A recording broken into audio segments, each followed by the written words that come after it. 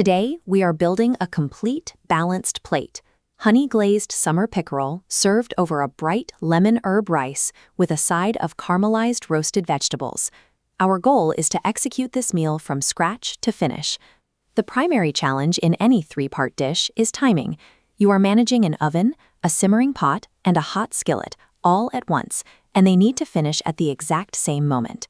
To manage that timing, we start by organizing our ingredients into 3 distinct zones: chopped vegetables for roasting, rice and liquids for boiling, and our pickerel, honey and aromatics for the final sear. Establishing this physical layout before you turn on a single burner removes the need to rush. It locks in a strict order of operations so you can focus entirely on heat control. Step 1 is preparing the longest cooking component, the vegetables. Toss your sliced zucchini, chopped red bell pepper, cherry tomatoes, and red onion wedges with 1 to 2 tablespoons of olive oil, salt, pepper, and a half teaspoon of dried thyme. When you transfer these to your baking sheet, you must leave physical space between the pieces. Crowding the pan is the most common point of failure here. On the left, tightly packed vegetables release trapped moisture, creating steam that turns them mushy. On the right, spacing allows vapor to escape, letting direct heat form a roasted crust. Roast at 425 degrees Fahrenheit for 20 to 25 minutes, stirring once halfway. With the vegetables in the oven, step 2 is starting the rice. Combine 1 cup of rinsed basmati or jasmine rice with 2 cups of water or broth. Bring it to a boil, then cover and simmer until the liquid is absorbed. The critical technique happens right after cooking.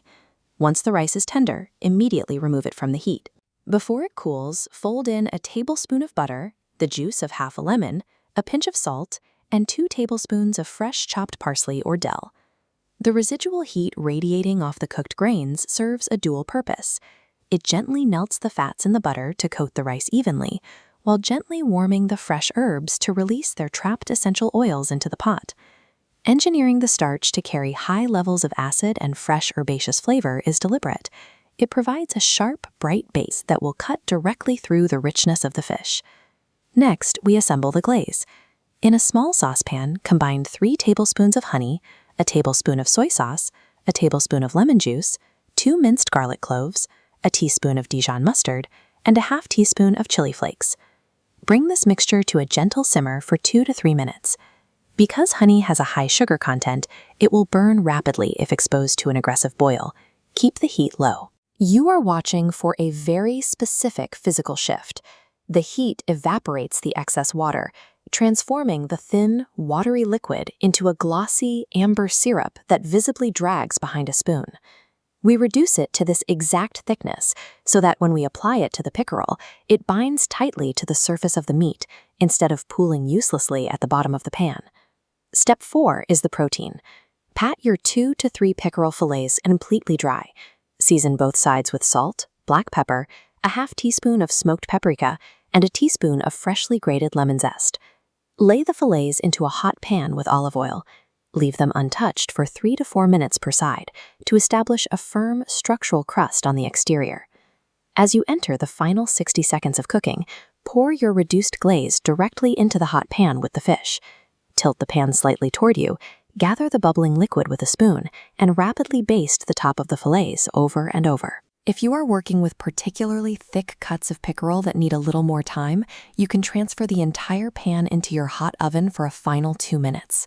This intensive basting technique subjects the sugars to high, rapid heat. They caramelize instantly upon contact, forming a dark, sticky crust that insulates the delicate white meat inside and prevents it from drying out. With all elements finished, construction begins. Lay down a wide base of the lemon herb rice and flank it with a generous portion of the heavily roasted vegetables. Place the glazed pickerel squarely on top of the rice. Finish by scraping any remaining warm glaze from the pan over the fillets and add 1 final squeeze of fresh lemon juice across the entire plate. This physical architecture directly supports the flavor profile. The heavy, savory starches and vegetables anchor the bottom of the palate, while the bright, acidic protein sits elevated at the top. By organizing our zones and respecting the order of operations, the vegetables, the rice, and the fish have all finished cooking simultaneously. Looking at this close-up, the physical evidence of success is clear. The pickerel yields instantly to a fork, and the meat separates into large, moist, bright white flakes directly beneath that dark caramelized glaze. The sugars in the honey provide a deep summer sweetness that pushes right up against the smoky, earthy char we forced onto the roasted vegetables. Running through the center of all those heavy elements is the sharp acid of the lemon and the fresh herbs, tying the distinct components together into one unified profile. You can find the complete ingredient list, exact measurements, and temperature guides linked in the description below. High-quality cooking is rarely about secret ingredients. By simply applying strict timing, proper spatial organization, and precise heat control, you can elevate a handful of standard summer ingredients into a cohesive, perfectly executed plate.